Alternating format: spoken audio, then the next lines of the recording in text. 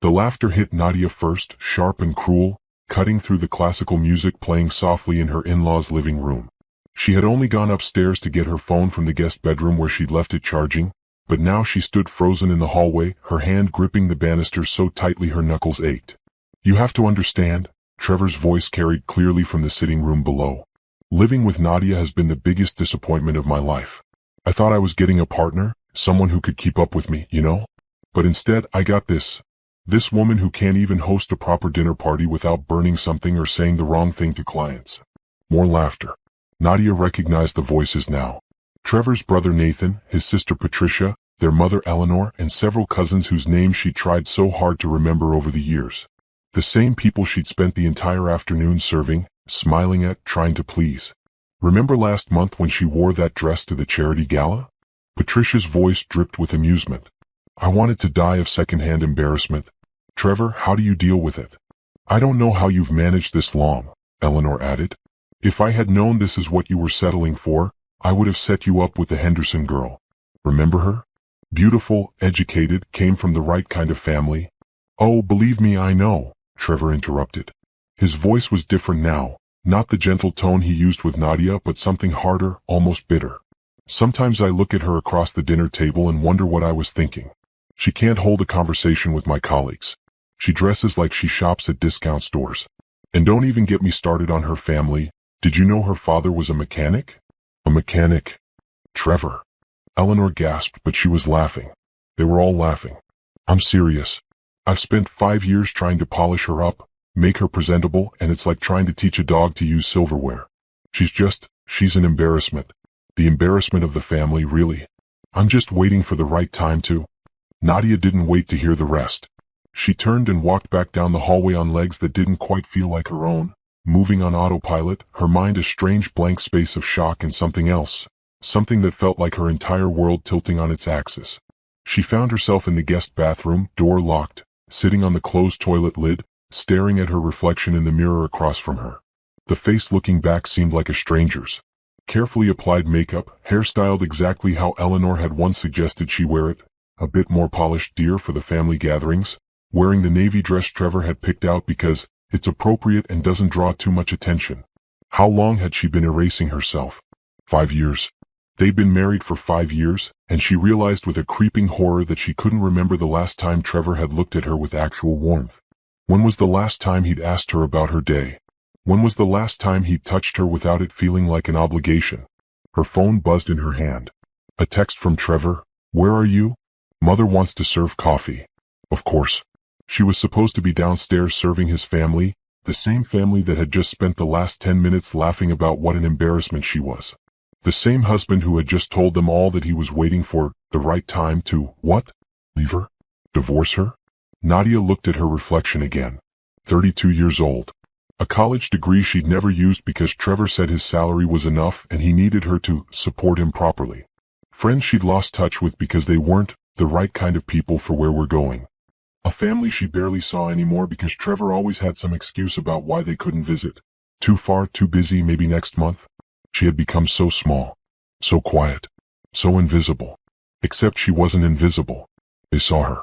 They saw her perfectly clearly. They just didn't like what they saw. Another text. "Nadia? Mother is getting impatient." Her fingers moved automatically, typing out a response. "Headache." In the bathroom. "Down in a minute." But she didn't move. She sat there for what might have been 5 minutes or 50, listening to the muffled sounds of the party below, trying to remember who she had been before Trevor. Before she'd spent 5 years trying to shrink herself into whatever shape would finally make him proud of her. The girl who had loved art galleries and independent bookstores. Who had worn bright colors and laughed too loud and didn't care if she said the wrong thing at parties because she was too busy enjoying herself. Who had dreams of working in museums or galleries, of being surrounded by beauty and creativity. Who had been happy. When had she stopped being happy? The answer was immediate and devastating. The day she married Trevor. No, before that. The day she'd met his family and seen how they looked at her, measuring her, finding her wanting, and instead of walking away, she decided to change herself to fit their expectations. She'd spent 5 years auditioning for a role she would never get, in a play she didn't even want to be in. "Nadia." Trevor's voice called from down the hall, irritated now. "What are you doing? Everyone's waiting." She stood up slowly, smoothed down her navy dress, checked her makeup. Then she opened the door and walked past Trevor without meeting his eyes. "Sorry," she murmured, feeling a bit unwell. "Well, try to pull yourself together," he said, not unkindly but not kindly either. Just dismissive. Like she was a minor inconvenience, a small problem to be managed. Mother made her special coffee cake. Nadia walked downstairs, served coffee with a smile, cut the cake into perfect slices and laughed at Nathan's jokes. She played the role she'd been playing for 5 years, except now she could see the script clearly. She could see how they all looked at her, not quite meeting her eyes, accepting her service but not her presence, tolerating her because they had to. And Trevor. She watched him across the room, telling a story about his latest business deal, commanding the room's attention like he always did.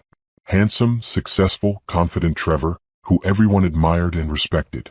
The man she thought she was lucky to marry. The man who thought she was an embarrassment. When they finally left at 11 that night, Nadia sat in the passenger seat of Trevor's car and stared out the window at the passing streetlights.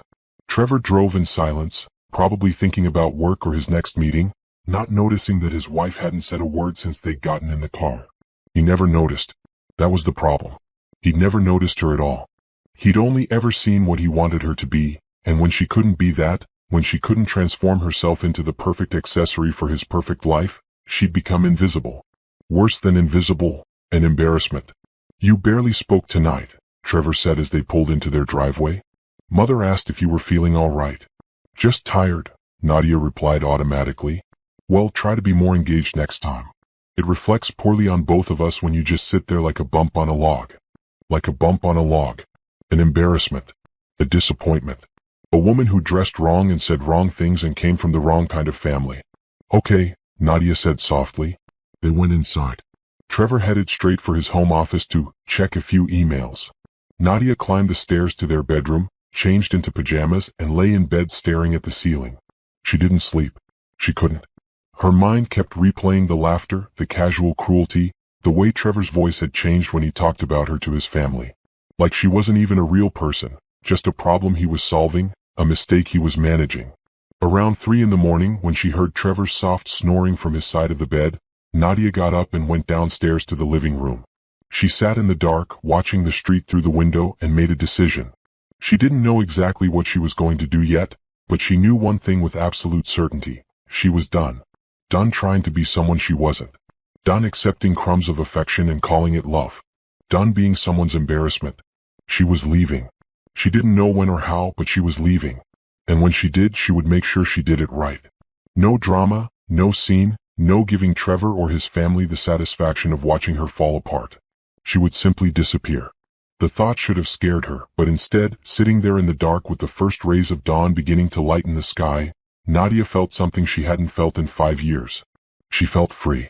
Nadia spent the next morning moving through her usual routine like an actress who'd performed the same scene 1,000 times.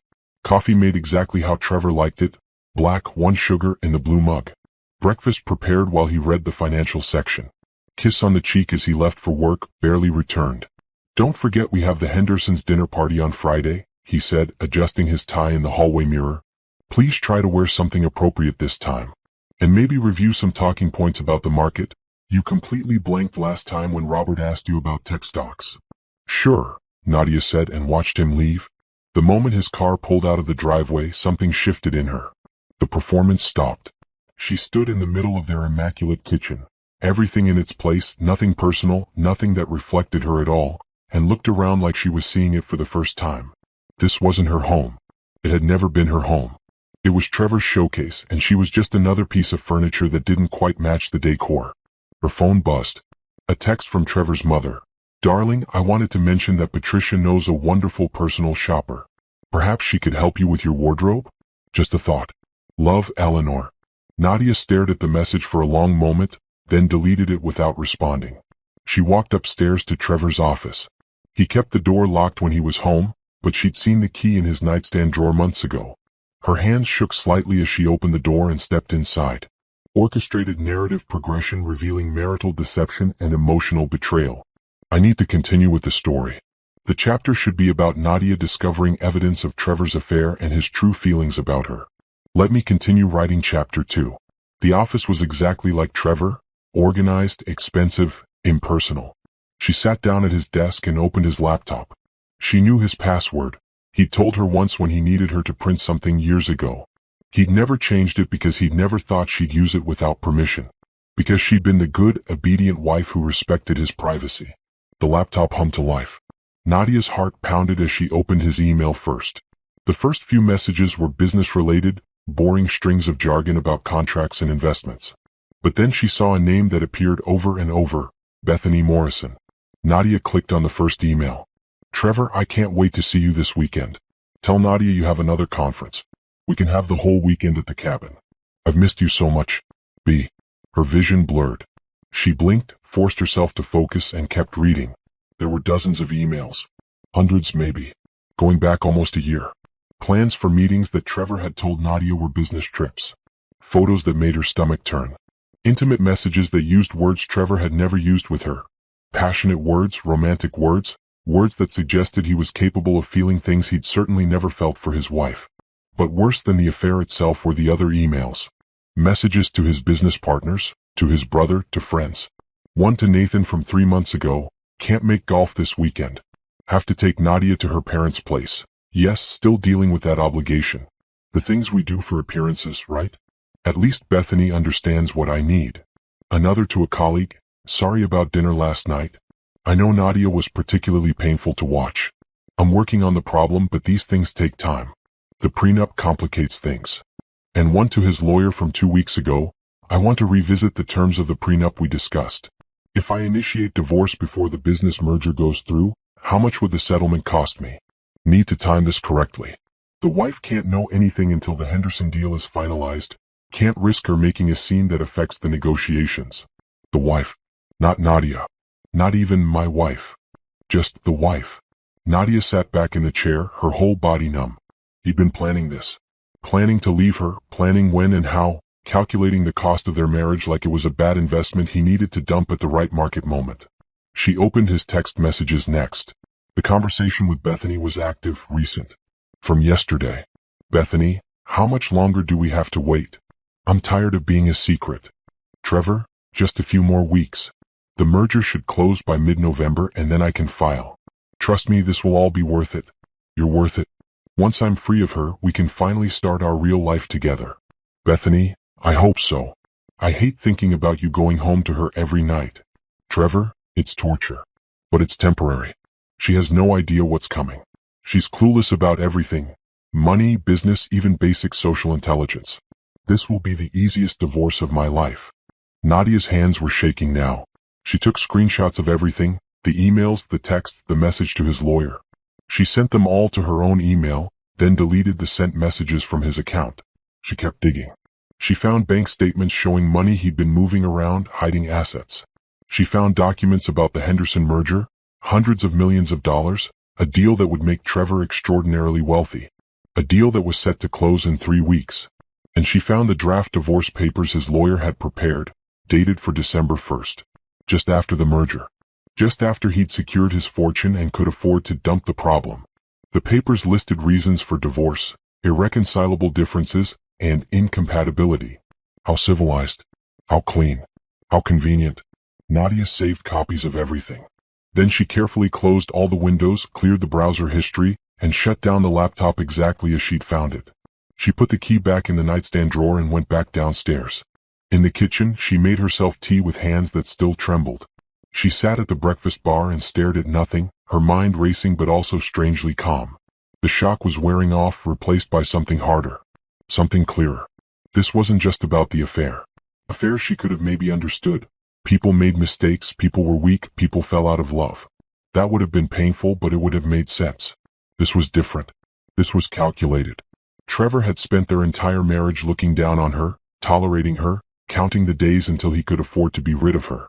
He'd isolated her from her friends and family, made her doubt herself, convinced her that she was the problem, all while planning his exit strategy and sneaking around with another woman. And his family, they'd known. Maybe not about Bethany, but they'd known how he felt about her. They'd laughed about it, made jokes about it, treated her like she was nothing. Nadia's phone buzzed. Another text from Eleanor. Also, dear, I've been meaning to mention. Trevor mentioned you don't know how to make a proper roast.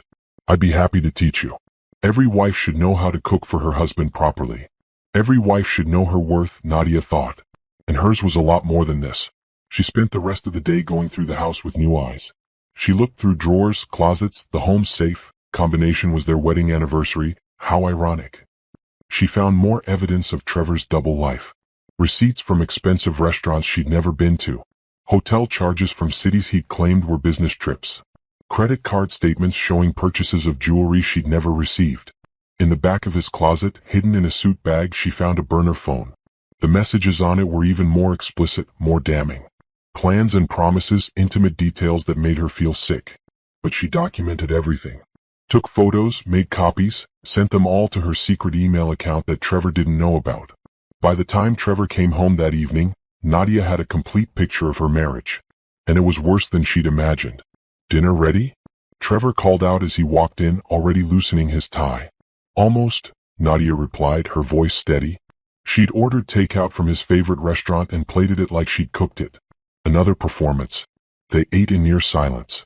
Trevor scrolled through his phone, probably texting Bethany. Nadia watched him and felt nothing. No love, no anger, not even really hurt anymore. Just a cold, clear certainty. "I have a conference in Atlanta this weekend," Trevor said without looking up. "Leave Friday morning, back Sunday night." "Okay," Nadia said. "The cabin with Bethany," she translated mentally. "Try not to blow up the house while I'm gone," he added with a small laugh, like it was a joke. Like she was incompetent even at being alone. "I'll do my best," Nadia replied. That night, while Trevor slept beside her, Nadia lay awake making plans. She had 3 weeks before the merger closed. 3 weeks before Trevor planned to blindside her with divorce papers, probably after securing all the assets in his name. But she wasn't going to wait for Trevor's timeline. She wasn't going to play the role of the clueless wife who got discarded after she'd served her purpose. She'd spent 5 years being who Trevor wanted her to be. Being small, quiet, apologetic, grateful for whatever scraps of attention he threw her way. That version of Nadia was gone now. Dead. Killed by the sound of laughter in her in-laws' sitting room and the cold words in her husband's emails. The woman lying in this bed, staring at the ceiling, planning her escape, she was someone new. Someone who knew her worth. Someone who wasn't going to let Trevor control the narrative. Tomorrow she would start building her exit strategy. She would be methodical, careful, smart. She would make sure that when she left, it would be on her terms, not his. Trevor had called her clueless. He had no idea what was coming. And that, Nadia thought with grim satisfaction, was his biggest mistake. Nadia woke up Friday morning to an empty bed. Trevor had already left for his conference. Really his romantic weekend with Bethany at the cabin. He kissed her forehead before leaving, a gesture so automatic and meaningless it made her skin crawl. "See you Sunday," he'd whispered. "Try to do something productive while I'm gone." Productive. Right. The moment his car disappeared down the street, Nadia was out of bed and moving. She had 72 hours of complete freedom, and she wasn't going to waste a single minute. First stop, the bank. She'd spent the last few days researching, learning things Trevor had always handled because he'd told her she wouldn't understand the complicated stuff. Turned out, banking wasn't that complicated when you actually tried to learn it. At the bank, she met with a financial advisor named Gerald, a kind man in his 60s who didn't talk down to her even once. She opened a new checking and savings account in only her name, at a completely different bank from the one Trevor used. She transferred half of the money from their joint account. Money she'd contributed to for years with the small inheritance from her grandmother, money that was legally half hers. "I want to make sure my husband can't access this account," Nadia told Gerald. "Is that possible?" "Absolutely," Gerald replied, not asking questions, not judging. "This account is in your name only. Unless you provide him with the account information and access, he'll have no knowledge it even exists." Nadia also learned about Trevor's attempts to hide assets. Gerald couldn't give her specific advice about divorce proceedings, but he could educate her about common financial tactics and what documentation she should keep. She left with folders full of information and a feeling of power she hadn't experienced in years. Next, she drove to a lawyer's office across town. She'd found Diane Mitchell through careful research, a divorce attorney with a reputation for being tough, thorough, and discreet. Diane's office was in a modern building, all glass and steel, nothing like the stuffy old money establishments Trevor preferred. Diane was a black woman in her 50s with sharp eyes and a no-nonsense demeanor. She listened to Nadia's story without interruption, occasionally making notes on a legal pad. You said your husband has been planning to file in December, after this business merger? Diane asked when Nadia finished. Yes. He's been hiding assets, preparing divorce papers, the whole thing. And you have documentation of all this? Nadia opened her phone and showed Diane the screenshots and photos she'd collected. Emails, texts, bank statements, everything. Diane's expression didn't change, but her eyes gleamed with something that might have been satisfaction. This is excellent work, Nadia. You've gathered exactly what we need. What are my options? Several. First, you don't have to wait for him to file. You can file first, which gives you certain advantages. Second, because you have evidence of adultery and asset concealment, we can contest the prenup. It may not be enforceable if we can prove he entered the marriage or conducted himself during the marriage in bad faith. Nadia's heart raced. So I'm not trapped? The prenup doesn't mean I walk away with nothing? Not necessarily, especially with this evidence. But Nadia, I need to be clear. Divorce litigation can be lengthy and expensive. If your goal is to leave quickly and cleanly, that's one strategy. If your goal is to fight for a fair settlement, that's another. What do you want? Nadia thought about Trevor's emails. The way he'd calculated her worth, planned to discard her, laughed at her with his family. The years she'd spent shrinking herself, apologizing for existing, trying to be good enough. I want fair, she said firmly. I want what I'm legally entitled to, and I want to make sure he can't screw me over. But I also want out. I don't want to drag this out for years just to punish him. I just want what's mine and my freedom. Diane nodded. I can work with that. Here's what I suggest. We prepare all the documentation, but we don't file yet. You take some time to get yourself situated, find a place to live, line up your support system, make sure you're emotionally and practically ready. When you're set, you leave and then we file immediately. We use all this evidence to push for a quick, fair settlement. He won't want this information becoming public, especially not during his big merger. We can leverage that. How long do I have? I'd suggest you leave before he does. Before that December filing date. Don't give him the chance to control the narrative or the timing. Leave when you're ready, but leave strategically. Nadia left Diane's office feeling lighter than she had in days. She had a plan now. She had an ally. She had options. Over the weekend, while Trevor was at the cabin with Bethany, Nadia worked methodically through her list. She contacted her old college roommate, Simone, who lived in Chicago about 6 hours away. They'd been close once, before Trevor had gradually edged her out of Nadia's life with comments about how Simone was too much, and not the kind of friend who'll help you move forward. Nadia. Simone's voice on the phone was shocked and delighted. Oh my God, I've been wanting to reach out for years, but I mean, you stopped returning my calls and I figured you'd moved on. I'm sorry, Nadia said and meant it. I got lost for a while. But I'm finding my way back. She told Simone everything, not the details of the affair but enough. That her marriage was over, that she was leaving, that she needed a place to stay for a little while until she got on her feet. You can stay as long as you need, Simone said immediately. I have a guest room that's just collecting dust. When are you thinking? Soon. Maybe 2 weeks? 3 at most. Whenever you're ready. And Nadia? I'm proud of you. I know I don't know all the details, but I know it takes guts to leave. You're stronger than you think. Nadia also reached out to her younger brother, Isaiah, who she'd barely spoken to in 3 years. Trevor had always found reasons why they couldn't visit, why Isaiah's phone calls came at inconvenient times, why family gatherings were too much drama. Isaiah answered on the second ring. Nadia? Is everything okay? Hearing his voice made her chest ache. Not really, but it's going to be. Can we talk? They talked for 2 hours. Nadia told him about Trevor, about the marriage, about everything she'd discovered. Isaiah listened, his anger building. I knew something was wrong, Isaiah said. Mom and I both did. But every time we tried to reach out, Trevor would answer your phone or you'd make excuses. We thought maybe you just didn't want us around anymore. Never, Nadia said, crying now. I never wanted that. I lost myself. Well, you're finding yourself again, Isaiah said firmly.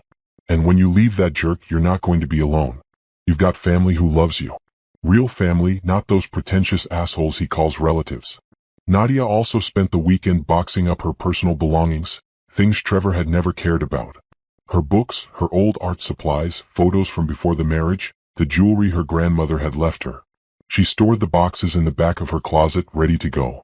She researched jobs in Chicago, updated her resume, reached out to a few contacts from her old museum studies program. She'd let those connections lapse, but when she explained she was relocating and looking for opportunities, several people responded with leads and encouragement. She even scheduled an appointment with a therapist in Chicago for her second week there. She knew this wasn't going to be easy, that leaving was just the first step in a long journey of healing and rebuilding. Sunday evening, Trevor came home tanned and relaxed, smelling like expensive cologne and someone else's perfume. "How was your weekend?" he asked absently, dropping his bag by the door for Nadia to deal with. "Quiet," she replied. "Productive." "Good. I'm exhausted. Wake me up when dinner's ready." He headed upstairs for a shower. Nadia stood in the kitchen, listening to the water run, and felt nothing but contempt. Over the next 2 weeks, Nadia continued her preparations. She made copies of every important document: tax returns, insurance policies, property deeds, investment statements. She documented every asset they owned. She took photos of everything in the house, time-stamped and detailed, in case Trevor tried to claim she'd taken things that weren't hers. She withdrew cash in small amounts that wouldn't raise red flags. She got a new phone on her own plan. She rented a storage unit and started moving boxes there, a few at a time, whenever Trevor was at work. She played her role perfectly. The dutiful wife, the embarrassment of the family, the woman who didn't know any better. She attended the Hendersons' dinner party in the appropriate dress, said the appropriate things, smiled appropriately. She let Eleanor teach her how to make a proper roast, even though Nadia had been making excellent roasts for years. Trevor had just never noticed. All the while, she was planning her escape. She set a date, November 15th. 2 weeks before Trevor's merger would close. 2.5 weeks before he planned to file for divorce on his terms. On November 14th, Trevor announced another business trip.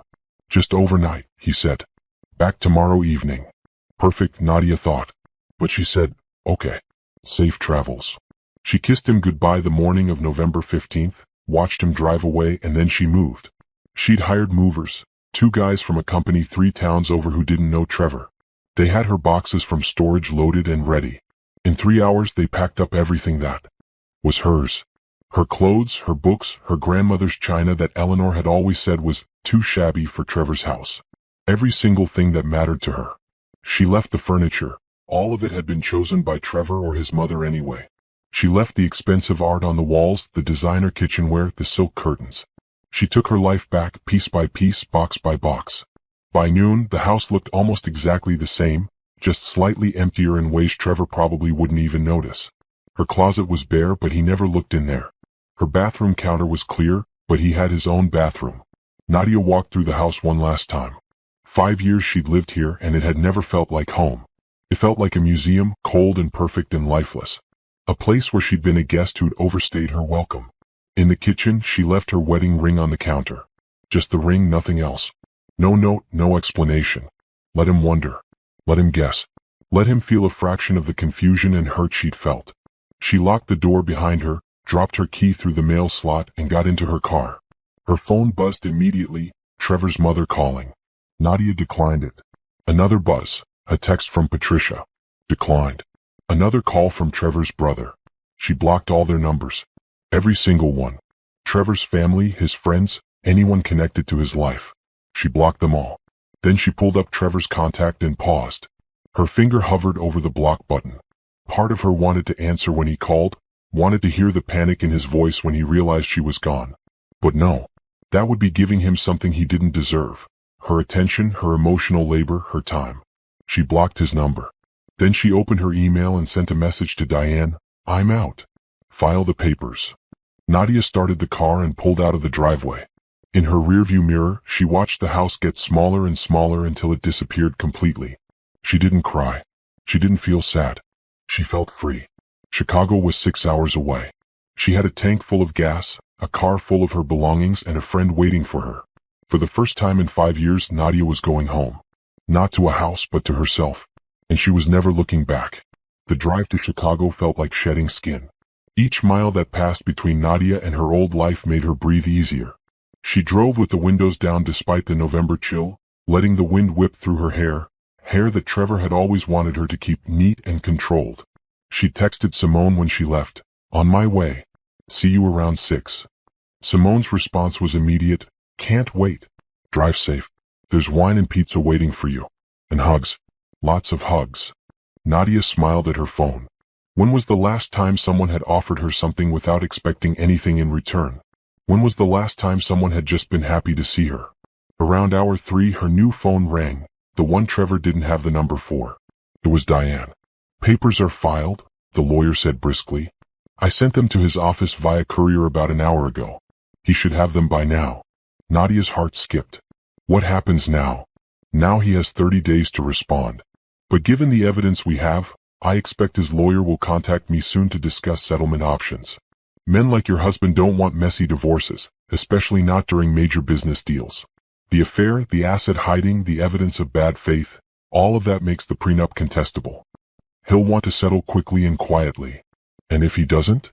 Then we go to court and all of this becomes public record. Trust me, he won't want that. I'll keep you updated. For now, just focus on settling into your new place. You did the hard part. You left. After they hung up, Nadia found herself checking the rearview mirror compulsively, like Trevor might somehow appear behind her. But of course he didn't know where she was. He didn't know about Simone, didn't know about Chicago, didn't know about any of it. For the first time in their marriage, she'd done something he couldn't control. She arrived at Simone's apartment building just as the sun was setting. It was in a vibrant neighborhood she'd never heard of, tree-lined streets, local shops, people walking dogs and pushing strollers. It felt alive in a way her old neighborhood never had, with its identical houses and manicured lawns and suffocating silence. Simone met her at the door before Nadia even had a chance to knock. She was exactly as Nadia remembered, wild curly hair, bright clothes, a smile that took up her whole face. She pulled Nadia into a hug so tight it almost hurt. "Oh, honey," Simone murmured. "You made it. You actually made it." And then Nadia was crying, really crying for the first time since all of this started. Not pretty tears, but ugly, gasping sobs that shook her whole body. All the fear and pain and rage she'd been holding and came pouring out on Simone's doorstep. Simone just held her and let her cry. "Come on," Simone said eventually, guiding her inside. "Let's get you settled. The breakdown can continue inside where it's warm." Simone's apartment was everything Trevor would have hated. Colorful, cluttered in a cozy way, full of plants and books and mismatched furniture. Art covered the walls. Real art, not the expensive pieces Trevor bought because they were investment pieces. There were photos everywhere, memories of a life fully lived. "Your room," Simone said, opening a door off the hallway. "It's small, but it's yours. No one will bother you here. No one will judge you. No one will make you feel like you have to be anyone except exactly who you are." The room had a bed with a colorful quilt, a small desk by the window, an empty closet waiting to be filled. It was simple, imperfect, and the most beautiful thing Nadia had seen in years. "It's perfect," Nadia whispered. They spent that evening eating pizza on Simone's couch, drinking wine and catching up. Nadia told her everything, the full story, nothing held back. Simone listened, occasionally interjecting with colorful commentary about Trevor's character. "I knew he was trouble," Simone said. "Remember when we all went out for your birthday, that first year you two were dating? He made that comment about my hair being unprofessional. Like, excuse me? We were at a bar, not a board meeting." Nadia remembered. She defended Trevor back then, made excuses. "He just wants the best for everyone," she'd said. How blind she'd been. "Did he ever even ask what you wanted?" Simone asked. "In all those years, did he ever actually care about what would make you happy?" Nadia thought about it. Really thought about it. No, she realized. Everything was always about him. His career, his family, his image. I was just supposed to support it all and be grateful for the opportunity. Well, that's done now. You get to figure out what you want. Who you want to be. And trust me, you're going to be amazing. Around midnight, Nadia's new phone rang. Unknown number. Her stomach dropped. "Don't answer it," Simone said immediately. "If it's him, he doesn't deserve your time. If it's important, they'll leave a message." They didn't leave a message. But over the next hour, her phone rang 17 more times. Different numbers, all unknown. Trevor calling from different phones, probably trying to get through to her. Then the voicemail started. "Nadia, what the hell is going on? I came home and you're gone? Your stuff is gone? Call me back right now. This is insane. Nadia, I don't know what you think you're doing, but you need to come home. We can talk about this. Whatever's wrong, we can fix it. I got papers from some lawyer. Are you serious right now? You can't just leave and file for divorce without even talking to me. That's not how marriage works." And then hours later, his tone changed. "Nadia, please. I don't understand. If I did something wrong, tell me what it is. I deserve at least that. 5 years of marriage and you just disappear? That's cruel. Simone was reading over Nadia's shoulder. Oh, now it's cruel? The audacity of this man. The voicemails from Trevor's family started arriving next. Eleanor, Patricia, Nathan, all of them demanding to know where she was, what she was thinking. How dare she embarrass the family like this? Embarrass the family, Nadia repeated with a bitter laugh. That's rich. Block them all, Simone advised. You don't owe them anything. Not even an explanation. Nadia blocked the numbers, but new ones kept calling. Trevor was determined she'd give him that. Then around 2 in the morning, a text came through from a number she didn't recognize. Nadia, it's Bethany. Trevor's a mess. I don't know what's going on between you two, but he's here at my place and he's falling apart. Whatever you're trying to prove, you've made your point. At least text him back so he knows you're okay.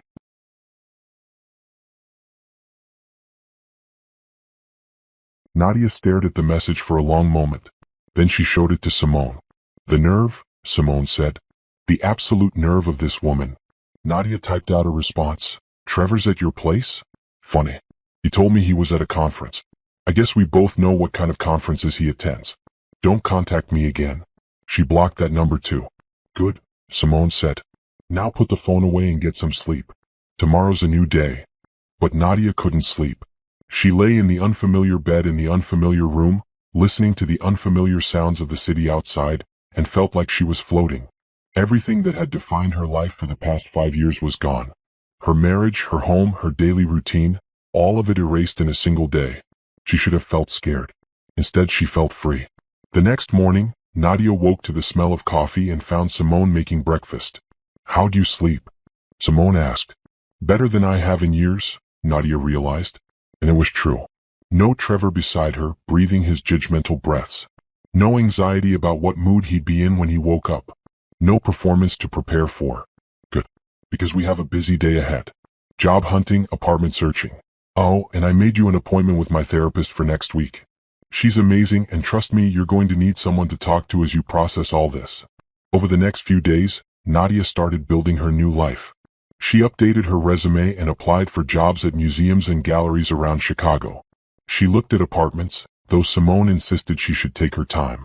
She registered with a temp agency to have income while she searched for something permanent. And she waited for the fallout. Diane called on day 3. Trevor's lawyer wants to meet. They're pushing for mediation. Already? I told you, he doesn't want this getting messy. The merger is too important. His lawyer knows that with our evidence, they're not in a strong position. They want to settle fast. What do they want? They're willing to negotiate on the prenup terms. Significantly. I think we can get you a fair settlement, Nadia. Not just what the prenup said, but what you actually deserve. How fair? We're talking several $100,000, maybe more. Plus your share of any assets acquired during the marriage. And I'll make sure he covers all your legal fees. Nadia felt dizzy. She'd left expecting nothing but her freedom. The prenup had been ironclad, or so Trevor had always told her. How is that possible? Because the prenup is worthless if we can prove he entered the marriage in bad faith or committed fraud. And honey, hiding assets while planning a secret divorce? That's fraud. The affair is just the cherry on top. He violated the terms of the marriage, which voids the prenup. His lawyer knows this. They want to settle before we file all this evidence in court. So what do I do? Leave it to me. I'll negotiate. You just keep building your new life. Word spread somehow. By week 2, Nadia started getting friend requests on social media from people she'd gone to college with, old co-workers from before Trevor, friends she'd lost touch with. Somehow they'd heard she was in Chicago, that she'd left Trevor. She accepted the requests carefully, rebuilding connections slowly. One message came from a girl named Rachel who'd been in her art history program. Hey, I heard you're in Chicago now. I'm the curator at the Riverside Gallery. We're actually looking for an assistant curator. Would you be interested? Nadia stared at the message. The Riverside Gallery. She'd read about it, a mid-sized gallery known for supporting emerging artists and innovative exhibitions. Exactly the kind of place she dreamed of working before Trevor had convinced her to be realistic. She typed back, very interested. Can we set up a meeting? By week 3, Nadia had a job interview scheduled, a therapist she'd met with twice, and a small studio apartment lined up to move into next month. She had her own money, her own plans, her own life. And Trevor? Trevor had the merger, the mistress, and the slowly dawning realization that his biggest embarrassment had been underestimating his wife. Diane called with news. They've agreed to our terms. $450,000 lump sum, plus your car, plus full legal fees, plus your portion of the retirement accounts. You walk away free and clear, and this whole thing will be finalized in 60 days. He agreed to that? His lawyer strongly encouraged it. The alternative was me filing all our evidence in public court, right as his merger was being finalized. The scandal would have cost him millions, potentially killed the whole deal. $450,000 was cheap to make you go away quietly. Make her go away. Even now, that's all she was to him, a problem to be solved with money. But the difference was now Nadia was okay with that. She didn't want Trevor's love or respect anymore. She didn't want his family's approval. She just wanted her freedom and a fair shake. And she was getting both. Tell them we have a deal, Nadia said. But I have one condition. What's that? I never have to see or speak to him again. All communication goes through you. If he tries to contact me directly, the deal's off. Done. I'll add it to the agreement. That night, Simone took Nadia out to celebrate. They went to a small wine bar in a neighborhood Trevor would have called too ethnic, or not our kind of place. They drank too much wine, laughed too loud, and didn't care who heard them. To new beginnings, Simone toasted. To new beginnings, Nadia echoed. But later, alone in her temporary room, Nadia looked at herself in the mirror. She'd cut her hair shorter, stopped wearing the appropriate clothes, started dressing like herself again. She barely recognized the woman looking back at her. But this woman, this new version, looked happy, looked free, looked alive. Trevor had called her an embarrassment. But the truth was she'd been embarrassed of herself for staying so long in a marriage that diminished her, for letting someone else define her worth. Never again. She had $450,000 coming, a job interview at a gallery she loved, a friend who actually cared about her, and a whole life ahead of her to rebuild. Trevor had his merger, his mistress, and his empty house. In the end, Nadia thought she'd gotten the better deal. Trevor Henderson's carefully constructed world began to crumble exactly 72 hours after he signed the divorce settlement agreement. The merger he'd sacrificed his marriage for, the one that was supposed to make him wealthy beyond his dreams, collapsed spectacularly when the Henderson family discovered inconsistencies in his financial disclosures. Nadia heard about it through Simone, who'd heard it from a former colleague who still moved in those circles. Apparently, during the divorce proceedings, his lawyers had to disclose all his assets, Simone explained, reading from her phone. And when the Hendersons people did their final due diligence before closing the merger, they found accounts and investments Trevor hadn't mentioned in his initial disclosures to them. They thought he was hiding something bigger, pulled out of the deal entirely. So the business deal fell through? Nadia asked. They were sitting in Simone's living room, Nadia having just returned from her job interview at the Riverside Gallery. Completely.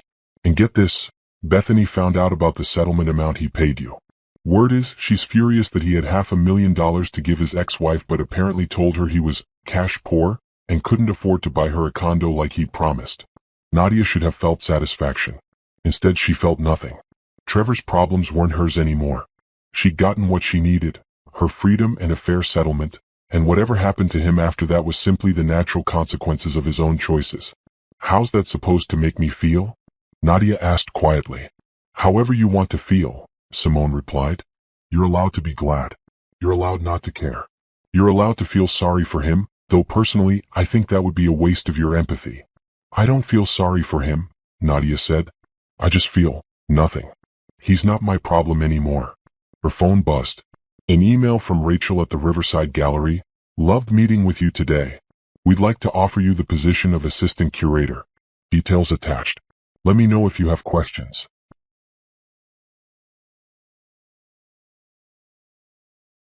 Nadia's hands trembled as she opened the attachment.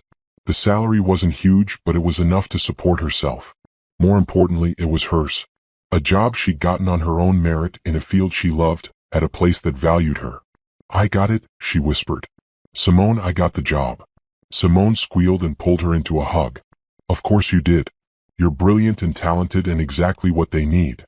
That night, Nadia called her brother Isaiah to share the news. That's amazing, sis, Isaiah said, and she could hear the pride in his voice. I'm so happy for you.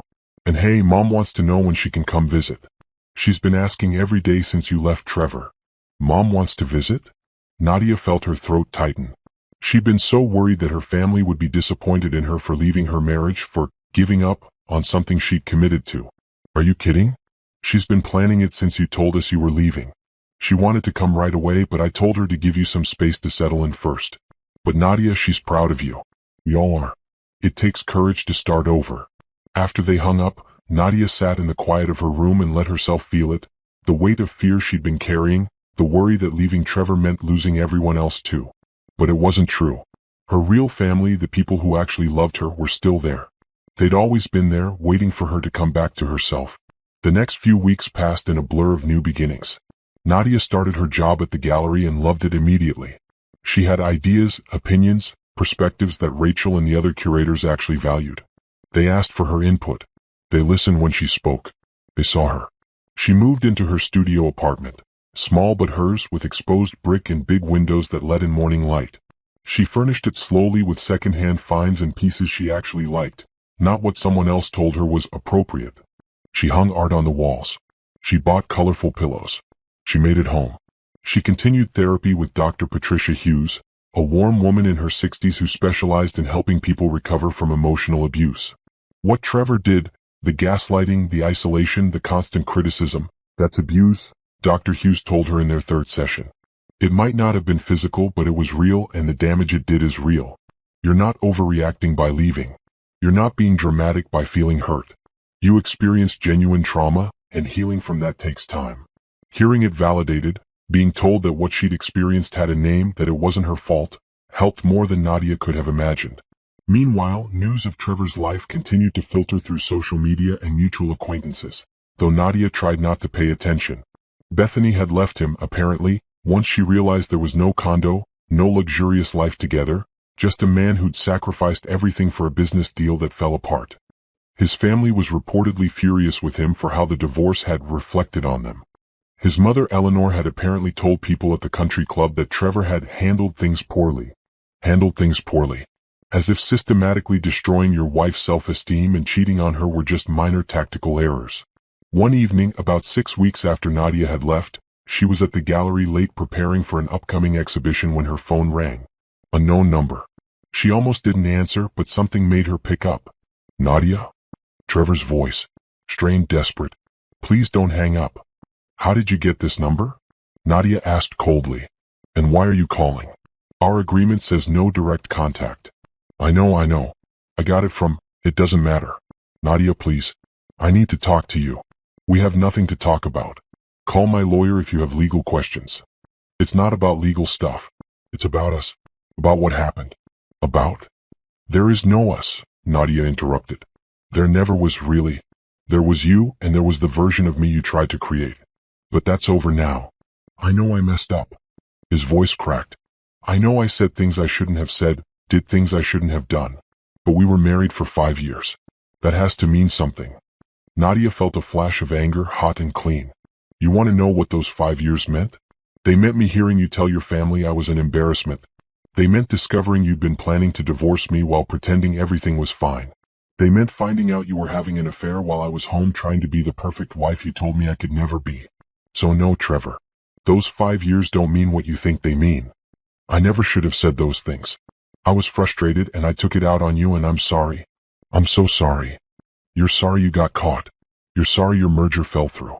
You're sorry Bethany left you. You're not sorry for how you treated me. You're sorry about the consequences.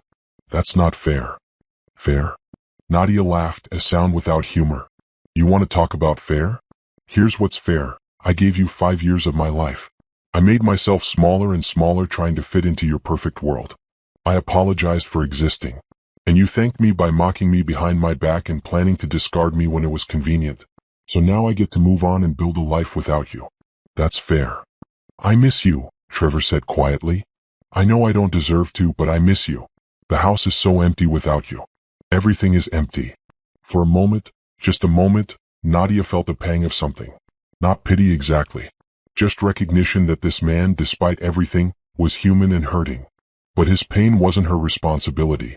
It had never been her responsibility to manage his emotions, to make his life full, to be enough for him.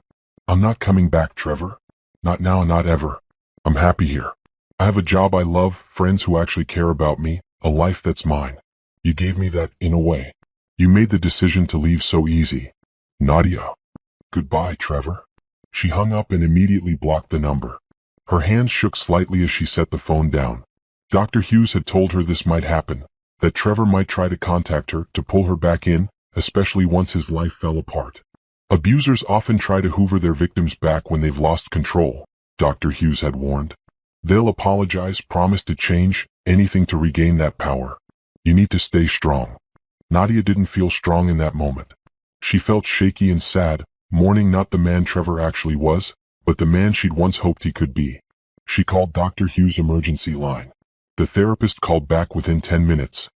He called me, Nadia told her, and I told him no. I told him I wasn't coming back.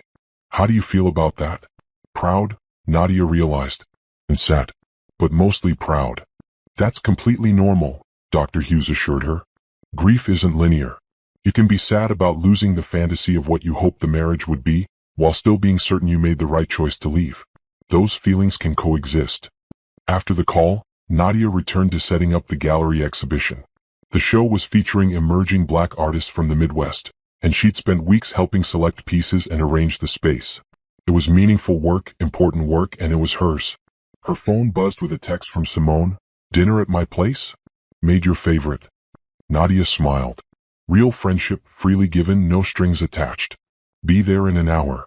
As she walked through the gallery space, adjusting lights and checking labels, Nadia thought about Trevor's phone call. He'd said the house was empty without her. But the truth was, the house had always been empty. What he missed wasn't her. He'd never really known her.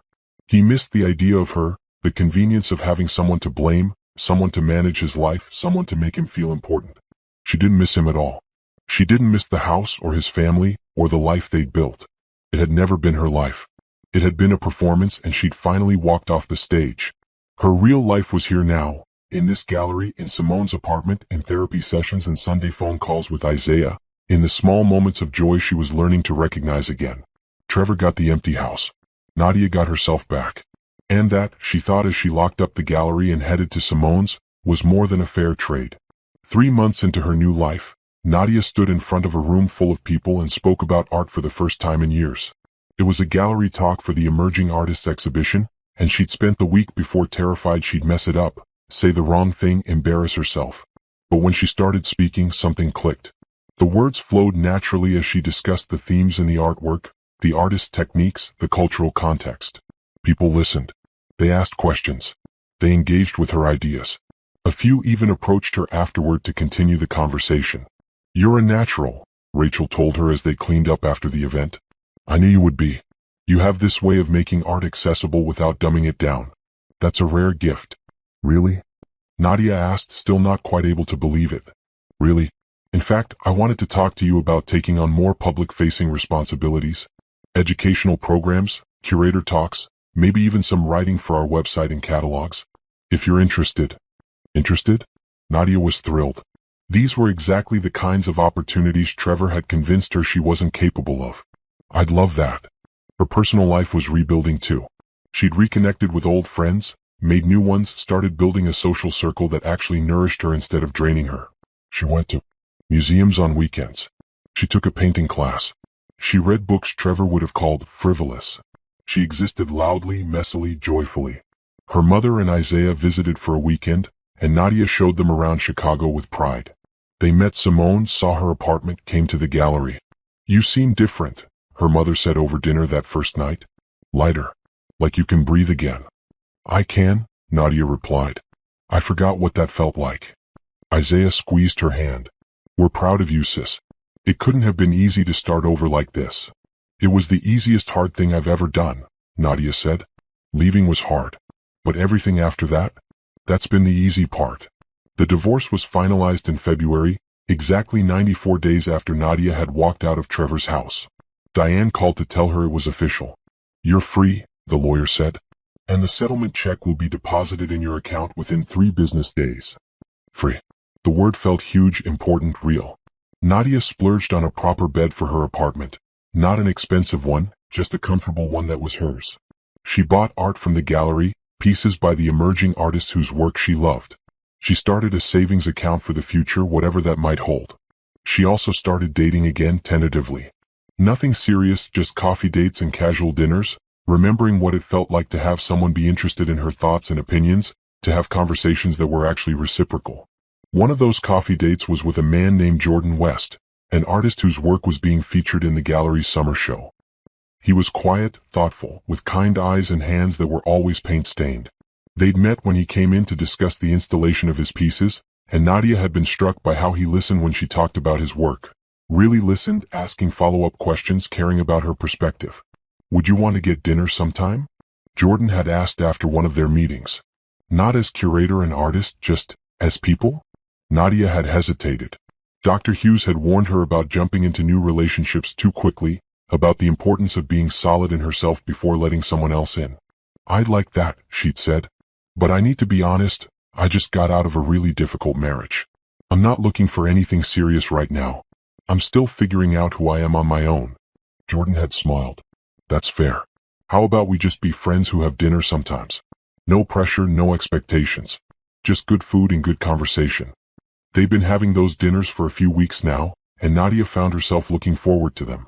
Jordan was easy to talk to, never pushy, never trying to fix her or change her. He told her about his art, his struggles as a black artist trying to make it in a competitive field, his own past heartbreaks. She told him about Trevor, about the marriage, about rebuilding. "You're brave," Jordan said one evening over Thai food. "A lot of people would have stayed. It's safer even when it's awful."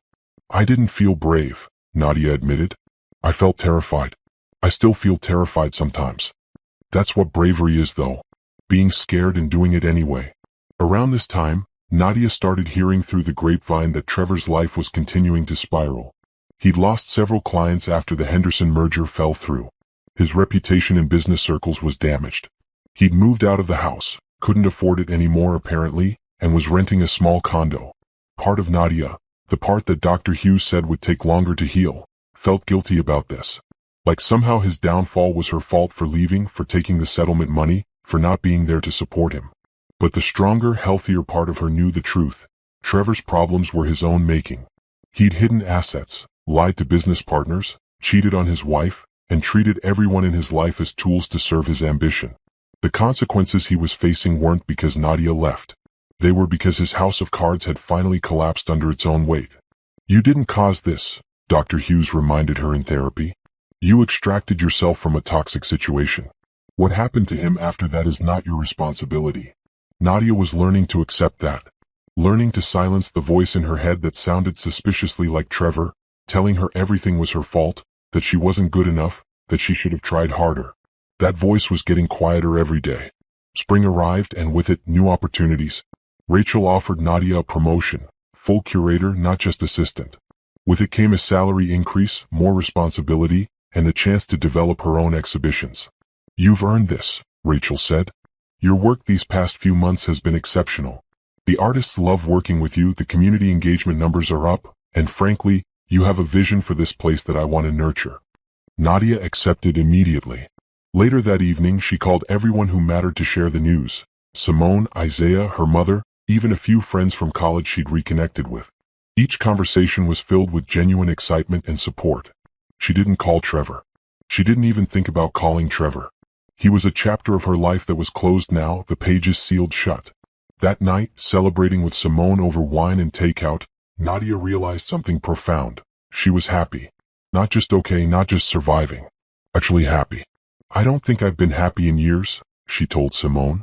"Like genuinely happy. I forgot what it felt like." "You deserve it," Simone said firmly.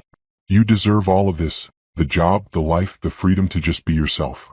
"I wasted so much time," Nadia said quietly. 5 years with Trevor.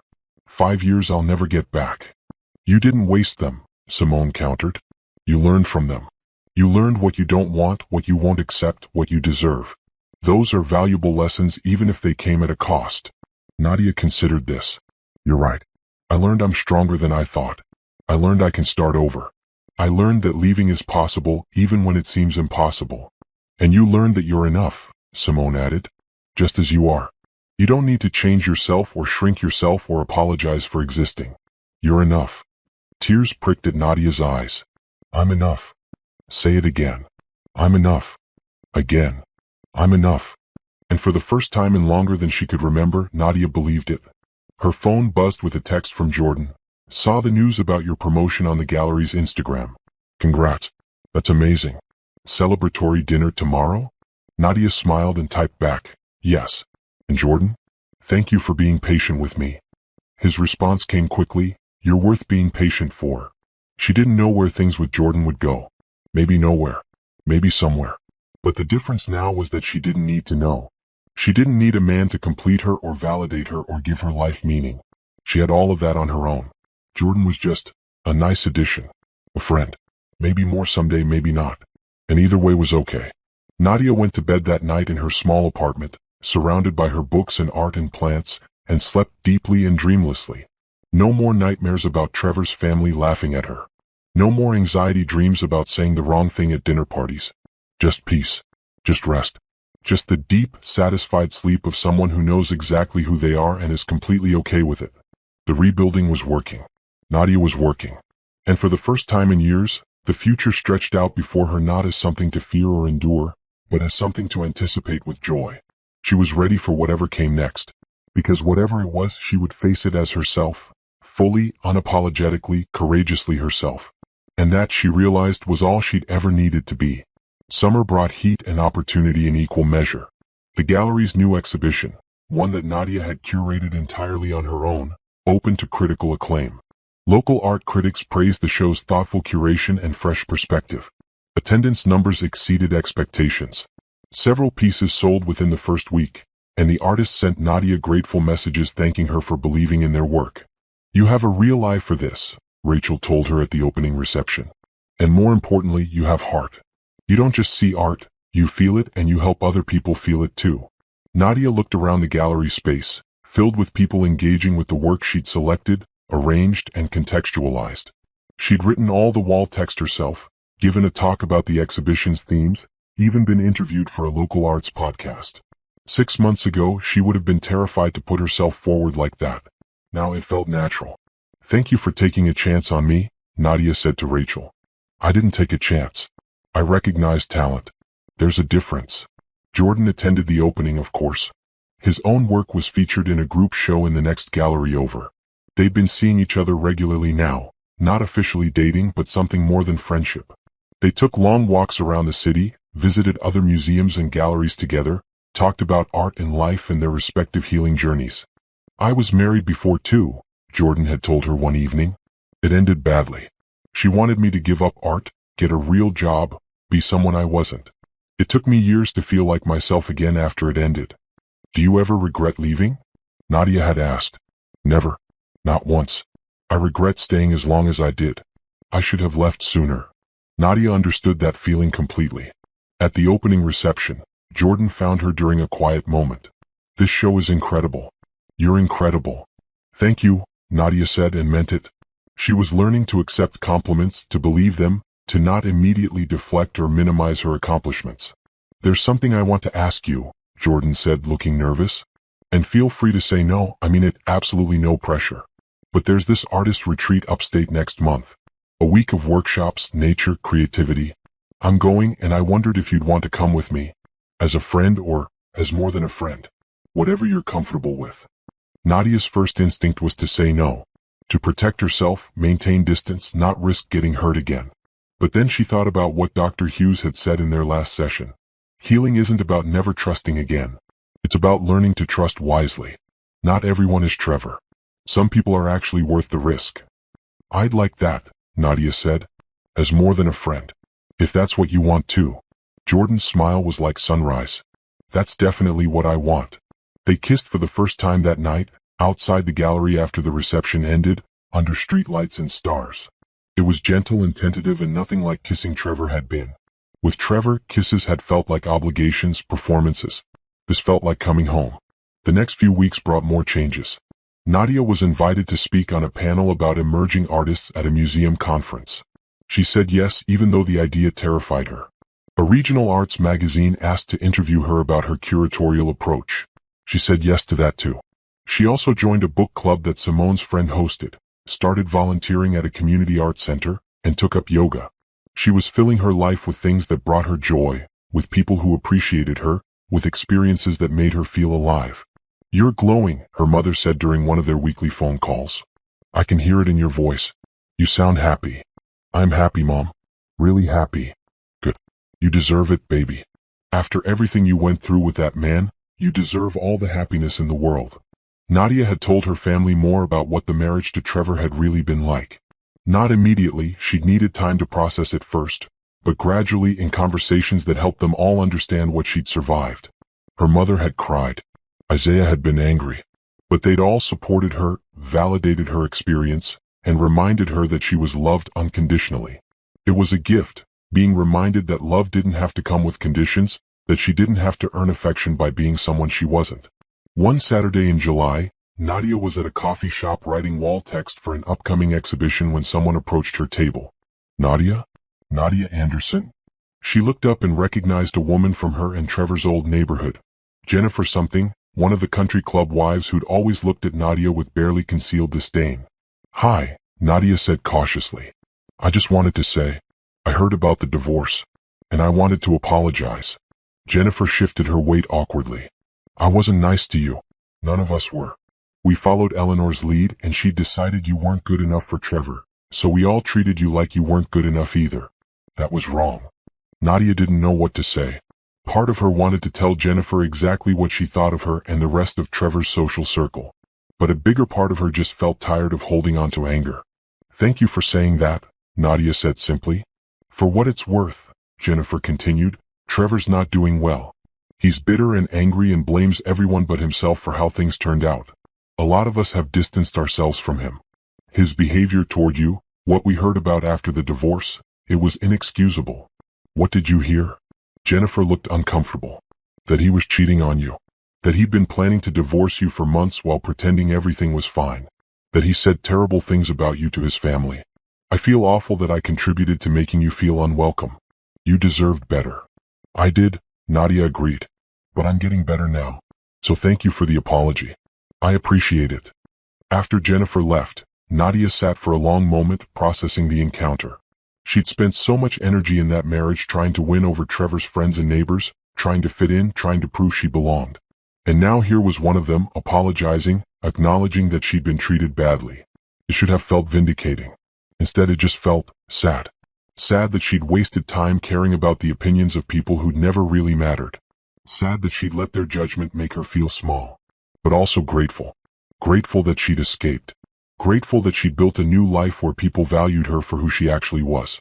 She returned to her writing, the interaction already fading in importance. Jennifer's apology was nice, but it didn't change anything. Nadia didn't need validation from Trevor's world anymore. She had her own world now, and it was infinitely better. The artist retreat with Jordan was magical. A week in the woods, surrounded by creative people, making art and thinking and talking and laughing. Jordan painted while Nadia sketched and wrote and allowed herself to be creative in ways she hadn't since before the marriage. They hiked together, cooked meals with the other artists, stayed up late talking about everything and nothing. And yes, they shared a cabin, shared a bed, shared intimacy that was warm and real and so different from what Nadia had experienced with Trevor. "I care about you," Jordan told her one night as they lay together, windows open to let in the sounds of the forest. "I know we're taking this slow and I respect that. But I want you to know I see you. The real you. And I think you're extraordinary." Nadia felt tears prick her eyes. "I care about you too. And I think I'm finally ready for this. For us. For whatever this becomes." "No pressure," Jordan said, kissing her forehead. "We have time." Time. Yes, they had time. Nadia wasn't in a rush anymore. She wasn't trying to force herself into someone else's timeline or expectations. She was just living her life, day by day, moment by moment, building something real and solid in hers. When they returned to Chicago, Nadia felt more settled than ever. Her life had shape now, substance. She had work she loved, friends who supported her, a developing relationship with someone who respected her, and most importantly, she had herself. The woman she'd lost somewhere in her marriage to Trevor, she'd found again, or maybe she'd created someone new, someone stronger and wiser and more authentic. Rachel pulled her aside at work one day in late August. "I have something to discuss with you. The board has approved funding for a new position, Director of Educational Programming. It would be a significant step up, more money, more responsibility. I'd like to offer it to you." Nadia's breath caught. "Director? You're ready for it. You've proven yourself over and over. You're creative, knowledgeable, great with people, and you bring fresh perspectives to everything you do. What do you say?" "Yes," Nadia said without hesitation. "Absolutely yes." That night, she called everyone to share the news. Then she celebrated with Jordan over a fancy dinner neither of them could really afford but decided to splurge on anyway. To director Nadia Anderson, Jordan toasted, "May this be the first of many achievements." "To new beginnings," Nadia countered. "And to knowing our worth." "To knowing our worth," Jordan echoed. As summer faded into fall, Nadia looked back on the past 9 months with something like awe. She'd left a marriage that was destroying her. She'd started over in a new city with nothing but hope and determination. She'd rebuilt her life from scratch. And now she had a career she loved, relationships that nourished her, and a future that felt limitless. Trevor's voice still echoed in her head sometimes, telling her she wasn't good enough, wasn't smart enough, wasn't enough. But those echoes were fading, growing quieter every day, drowned out by her own voice, stronger, clearer, certain. She was enough. She'd always been enough. And finally, beautifully, she believed it. October brought crisp air, changing leaves, and an unexpected visitor to the gallery. Nadia was in her new office. The promotion had come with actual workspace, reviewing proposals for winter programming when the front desk called. "Someone here to see you," the receptionist said, voice uncertain. "He says it's important." "His name is Trevor Henderson." Nadia's stomach dropped. "Tell him I'm not available." "I did. He says he'll wait. He seems determined." Nadia took a deep breath, then another. She could feel her heart racing, old anxiety patterns trying to reassert themselves. But she wasn't the same woman Trevor had known. She'd spent nearly a year rebuilding herself, becoming stronger, becoming whole. "Call security and let them know we might have a situation," Nadia said calmly. "I'll be out in a moment." She checked her reflection in the small mirror on her wall. Professional dress, natural hair styled the way she liked it, minimal makeup. She looked like herself. Confident, capable, self-assured. Nothing like the woman who'd served coffee to Trevor's family while they laughed about her. Trevor was in the gallery's main space, pretending to look at artwork but clearly just waiting. He looked terrible, thinner than she remembered, wearing a suit that seemed slightly too big, stress evident in the lines around his eyes. He'd aged in the 10 months since she'd left. Or maybe she'd just never really looked at him before, not clearly. "Trevor," she said coolly, "you need to leave. Our divorce agreement specifically states no direct contact." He turned and something flickered across his face, relief, maybe, or hope.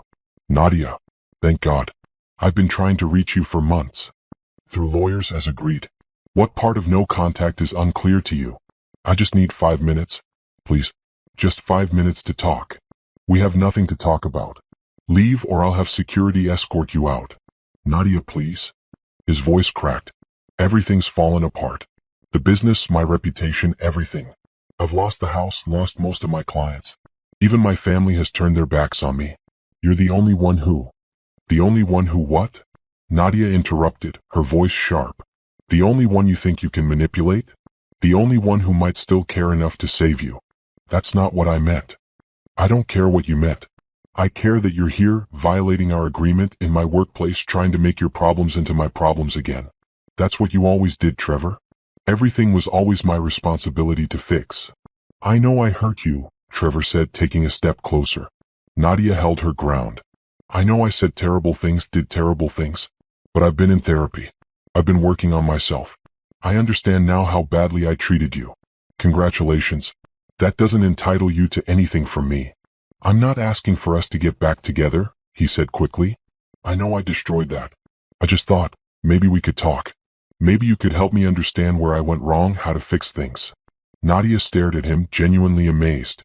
"You want me to do emotional labor for you? To help you figure out how to fix the mess you made? Trevor, even now, even after everything, you think I exist to serve you. That's not. It is. You show up here without permission, violate our agreement, and ask me to help you. You haven't changed at all. You just don't have anyone else left to use." "Nadia, please." "I heard you that night," she said quietly. "At your mother's house, almost a year ago. I heard you tell your family I was an embarrassment. I heard you laugh about me, about my family, about everything I tried so hard to be for you. I heard it all." Trevor went pale. "You were listening?" "I was getting my phone. But yes, I heard. And that's when I knew. Not when I found out about Bethany, not when I saw the emails about divorcing me after the merger. That night, when I heard how you really felt about me. That's when I decided to leave. I didn't mean those things. Yes, you did. You meant every word. And you know what? You were right about one thing. I was an embarrassment to myself. I was embarrassed for staying with someone who treated me like I was less than nothing. I was embarrassed for letting you and your family make me feel worthless. I was embarrassed that I'd forgotten who I was just to try to make you happy. Nadia. But I'm not embarrassed anymore, she continued, her voice steady and strong. Because I left. I rebuilt my life. I found work I love, people who value me, a partner who respects me. I found myself again. And the best part? None of it has anything to do with you. I can change, Trevor said desperately. If you just give me a chance. I'm not giving you anything, Trevor. Not my time, not my energy, not my emotional labor. You had 5 years of chances and you used every one of them to make me feel small. I'm done making myself small for anyone. Security arrived then. 2 men Nadia had alerted when she'd first come out to the gallery floor. Everything okay here? One of them asked. This man is leaving, Nadia said clearly. He's not welcome here, and if he returns, I want him escorted off the property immediately. You heard her, the guard said to Trevor. Time to go. Nadia, wait. Goodbye, Trevor. They escorted him out. Through the gallery's windows, Nadia watched him stand on the sidewalk for a long moment, looking lost and small before finally walking away. She stood there for several minutes after he'd gone, her hands shaking slightly, adrenaline coursing through her system. But underneath the physical response was something else, a sense of completion, of closure, of finality. Rachel appeared beside her. Are you okay? That looked intense. That was my ex-husband, Nadia said. Coming here to ask for help fixing his life. Are you kidding me? After what he put you through. He genuinely believed I might help him. That's how little he understood about what he'd done, what the marriage was really like. Even now, he thinks he's the victim. What do you need? Rachel asked simply. Do you need to take the rest of the day? Do you need to talk? Do you need me to file a restraining order? Nadia considered. No. I just need to get back to work. I have a programming proposal that's due tomorrow, and I'm really excited about it. Rachel looked at her with something like admiration. You're amazing, you know that? I'm learning, Nadia replied. That evening, she met Jordan at their favorite coffee shop. She told him what had happened, needing to process it with someone who understood. How do you feel? Jordan asked. Powerful, Nadia realized. I thought seeing him would make me feel small again or scared or like I might doubt my choices. But instead I just felt powerful. Like I finally had a chance to tell him exactly what his behavior did to me, what I thought of him, without having to manage his emotions or make him feel better about himself. That's growth, Jordan said. That's healing. It really is. Nadia paused. Jordan, I need you to know something. I'm not going back to him. Not ever, not for any reason. This thing with you and me, I'm all in. If that's what you want too. Jordan smiled, that warm, genuine smile that made her feel safe. That's absolutely what I want. I'm all in too. They kissed, and Nadia felt something settle inside her. A sense of rightness, of being exactly where she was supposed to be. Later that night, alone in her apartment, Nadia wrote in the journal Dr. Hughes had encouraged her to keep. I saw Trevor today. He wanted my help, my sympathy, my emotional energy. He wanted me to fix him. And for the first time, I didn't feel guilty for saying no. I didn't feel obligated to care about his problems. I felt free. This is what healing looks like. Not never being affected, but being affected without being destroyed. Not never feeling sad, but feeling sad without being consumed. Not never encountering the past, but encountering it with the tools to handle it. I'm not the woman I was a year ago. That woman would have listened to Trevor's sob story, might have even believed she could help, might have felt responsible for his unhappiness. This version of me knows better. This version knows that his emotions are not my responsibility, that his consequences are not my fault, that his problems are not mine to solve. I am enough. I was always enough. And I will never again let anyone convince me otherwise. She closed the journal, turned off the lights, and went to bed with a clear conscience and a peaceful heart. Trevor had tried to pull her back into his orbit, tried to use old patterns of guilt and obligation to manipulate her one more time. And she'd said no. She'd stood her ground. She'd protected herself and her new life. That, Nadia thought as she drifted off to sleep, was worth celebrating. Not because she'd hurt Trevor, that had never been the goal, but because she'd finally, fully, completely chosen herself. November arrived with cold winds and new opportunities. The gallery's winter exhibition, centered on themes of transformation and resilience, was Nadia's most ambitious project yet. She'd been working on it for months, carefully selecting artists whose work spoke to the idea of emerging from darkness into light, of rebuilding, of becoming. It was, she admitted to Dr. Hughes, deeply personal. "I'm curating my own story," Nadia said in one of their sessions. "These artists, they've all been through something. Trauma, loss, setbacks. And they've transformed that pain into something beautiful and meaningful. That's what I'm trying to do too. And you're succeeding," Dr. Hughes told her. "Look at how far you've come in less than a year." The exhibition opening was scheduled for the Friday before Thanksgiving. Nadia had invited everyone who mattered: Simone, Jordan, her mother, and Isaiah, Rachel, her colleagues, artists from previous shows, even some of her old college friends who'd reached out over the past months. The week before the opening, Nadia received an email that made her stop breathing. "Dear Ms. Anderson, my name is Sharon Kim, and I'm the director of the Contemporary Arts Foundation. We've been following your work at the Riverside Gallery with great interest. Your curatorial vision, particularly your focus on emerging voices and themes of resilience, aligns perfectly with our mission. We're currently searching for a senior curator for our new initiative supporting Black and minority artists in the Midwest. We'd love to schedule a conversation with you about this position.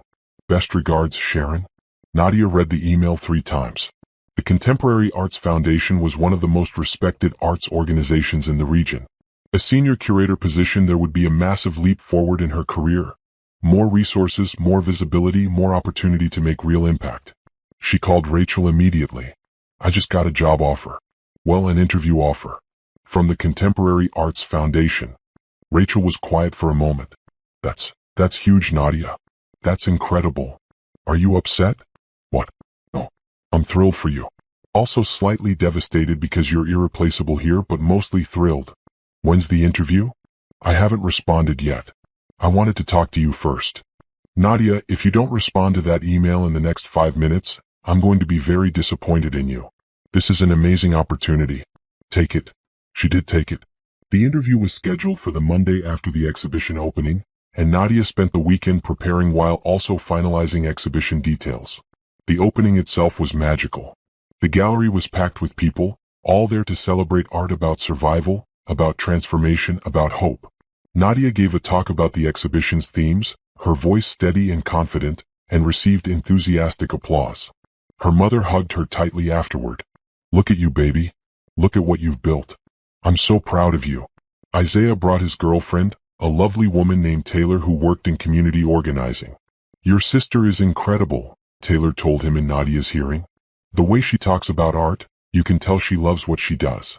Jordan stood beside her throughout the evening, supportive but not overbearing, there when she needed him but giving her space to shine. At one point he whispered, "You're in your element. This is where you belong." Simone cornered her near the end of the night, wine in hand and tears in her eyes. "Remember when you showed up at my door almost a year ago? You were so broken, so lost. Look at you now. You're glowing. You're powerful. You're free." "I couldn't have done it without you," Nadia said honestly. "You did do it without me. I just gave you a place to land. You did the hard work." After the reception ended and the crowd dispersed, the core group, Nadia, Jordan, Simone, and Rachel, went out for late-night food at a diner that served breakfast at midnight. To Nadia, Rachel toasted with her coffee mug. "And to the future, whatever it brings." "To the future," they echoed. The interview with the Contemporary Arts Foundation went even better than Nadia had hoped. Sharon Kim and 2 other board members asked thoughtful questions about her curatorial philosophy, her vision for supporting emerging artists, her thoughts on making art accessible to diverse communities.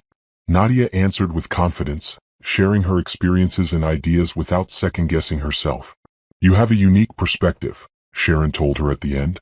"You understand what it means to be underestimated, to have to prove yourself, to fight for recognition. That empathy comes through in your work. It's exactly what we need." They offered her the position 3 days later. Senior curator, with a salary that made her eyes water, benefits that actually included things like mental health support and professional development, and the resources to make a real difference in the arts community. "I accept," Nadia said without hesitation. She gave Rachel a month's notice, feeling both excited and guilty. The Riverside Gallery had given her a chance when she needed it most. Don't you dare feel bad, Rachel told her firmly. You're ready for this. Go change the world. Thanksgiving that year was different from any Nadia had experienced in recent memory. Instead of sitting at Trevor's family's table feeling judged and inadequate, she hosted dinner at her apartment for Simone, Jordan, Isaiah, and Taylor. Her mother came too, flying in for the long weekend. They cooked together, laughed together, told stories. There were no loaded comments about Nadia's cooking or appearance or worth. There was just love, freely given, no strings attached. I'm grateful for all of you, Nadia said during their makeshift grace. A year ago, I didn't think I could survive. Now I'm sitting here with people who actually care about me, doing work I love, living a life that's mine. Thank you for being part of my journey.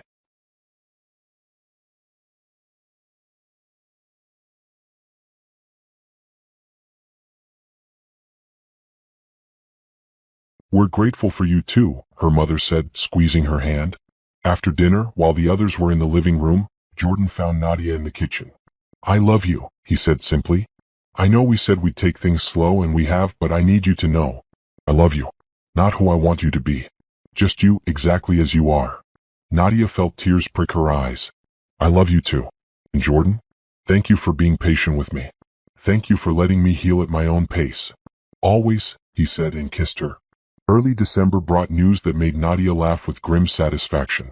Through the grapevine, specifically through someone in Trevor's old business circles who followed the gallery on social media, she heard that Trevor had been forced to file for bankruptcy. The failed merger, the legal fees from the divorce, the damage to his reputation, it had all caught up with him. Bethany had apparently sued him for breach of promise. Nadia hadn't even known that was still a thing. His mother was reportedly mortified by the scandal. Several of his old friends and business associates had cut ties. How do you feel about that? Dr. Hughes asked when Nadia mentioned it in therapy. Honestly, nothing. No satisfaction, no guilt, no anger. Just nothing. His life is his life. Mine is mine. They're not connected anymore. That's significant growth, Dr. Hughes noted. A year ago, hearing about his troubles would have made you feel either guilty for causing them or vindicated for leaving. Now you just feel neutral. That's what true healing looks like. Nadia agreed. Trevor had become irrelevant to her emotional landscape.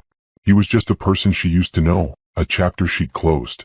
His problems weren't her problems. His journey wasn't her journey. Her new position at the Contemporary Arts Foundation started in January, and the weeks leading up to it were filled with excited preparation. She said goodbye to the Riverside Gallery with mixed emotions, grateful for the foundation it had provided but excited for what came next. On her last day, the staff threw her a party. Several artists she'd worked with came to wish her well. Rachel gave a speech about how Nadia had transformed the gallery's programming and inspired everyone around her. You came to us a year ago looking for a fresh start, Rachel said. You gave us so much more than that. You brought vision, passion, and heart. We're going to miss you terribly, but we're so excited to see what you do next. That evening, Nadia sat in her apartment and reflected on the past year.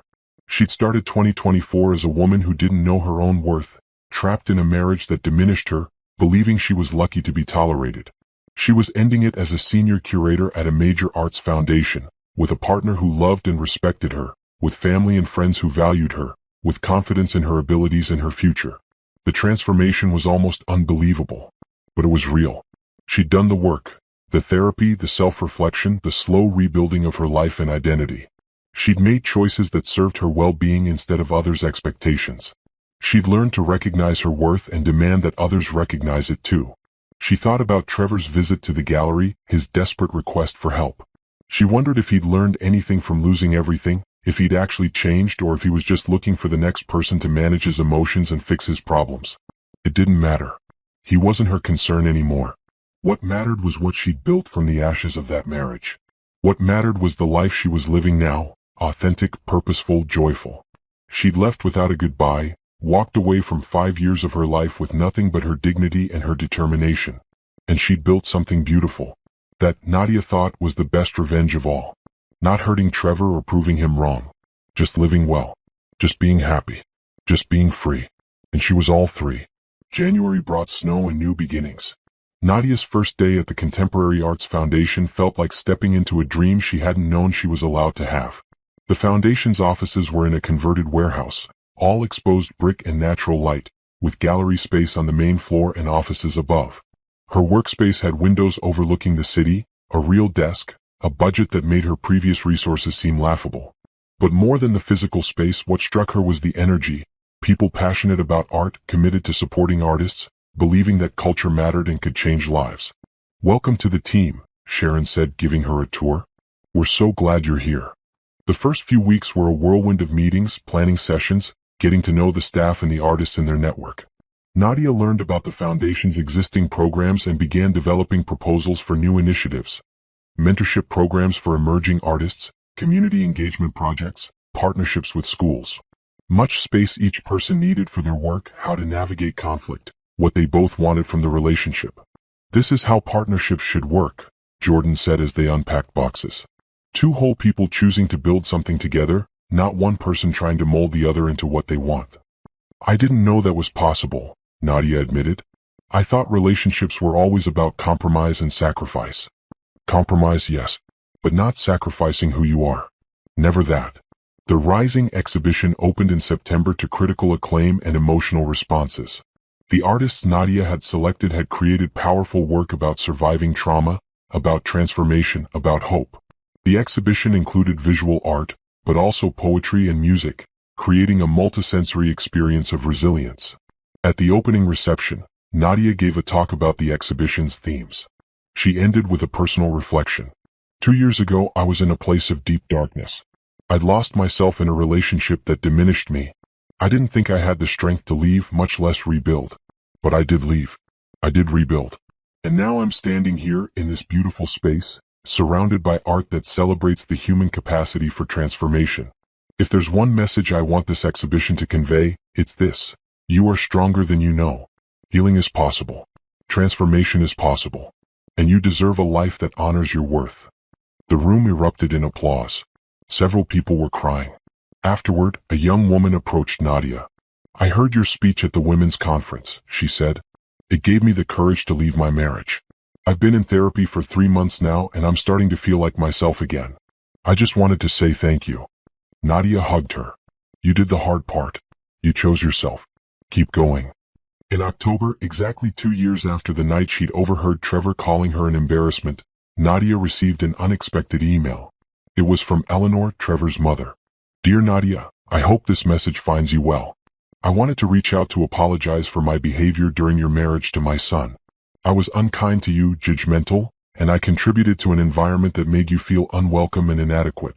I've done a lot of reflection since the divorce, particularly after learning more about how Trevor treated you. I was wrong. You deserved better from all of us. I don't expect forgiveness, but I wanted you to know that I'm sorry. I hope you're happy and thriving. From what I've seen of your work at the Contemporary Arts Foundation, you certainly seem to be. Sincerely, Eleanor." Nadia read the email twice, then showed it to Jordan. "What do you want to do?" he asked. "Nothing," Nadia decided. "The apology is nice, but I don't need it. I don't need closure from Trevor's family. I already have closure. I gave it to myself when I left." She deleted the email without responding. Eleanor's guilt and reflection were Eleanor's to manage. Nadia had no obligation to absolve her or make her feel better about her past behavior. That weekend, Nadia celebrated her 34th birthday surrounded by people who actually loved her.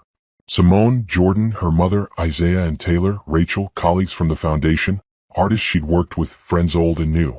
They gathered at a restaurant Nadia loved, ate good food, told stories, laughed until their sides hurt. "Make a wish," Simone said as Nadia blew out the candles on her cake. But Nadia didn't need to wish for anything. She had everything she wanted. Freedom, purpose, love, community, and most importantly, herself. Later that night, lying in bed next to Jordan in their shared apartment, Nadia reflected on how far she'd come. 2 years ago, she'd been a woman who didn't recognize herself in the mirror, who'd shrunk herself to fit someone else's expectations, who believed she was lucky to be tolerated. Now she was a woman who knew her worth, who used her voice confidently, who created meaningful work and built healthy relationships. She'd survived betrayal and abuse and heartbreak, and she'd emerged stronger. "What are you thinking about?" Jordan asked sleepily. "How happy I am," Nadia said. "How grateful I am that I left. How glad I am that I found my way here, to this life, to you. I'm glad too. Though for the record, you found your way to you first. Everything else was just bonus." He was right. She'd found herself first. And that made all the difference. Nadia fell asleep that night with a smile on her face, secure in the knowledge that she'd created a life worth living. Not despite leaving Trevor, but because she'd had the courage to leave. Because she'd chosen herself when it mattered most. The embarrassment of the family, they'd called her. The woman who wasn't good enough, wasn't smart enough, wasn't enough. But they'd been wrong. She'd always been enough. She just hadn't known it yet. Now she did. And she would never forget it again. The ending wasn't about revenge or showing Trevor what he'd lost. It wasn't about him at all. It was about Nadia discovering that the life she'd been searching for had been inside her all along, just waiting for permission to emerge. She'd given herself that permission. And in doing so, she'd given herself everything.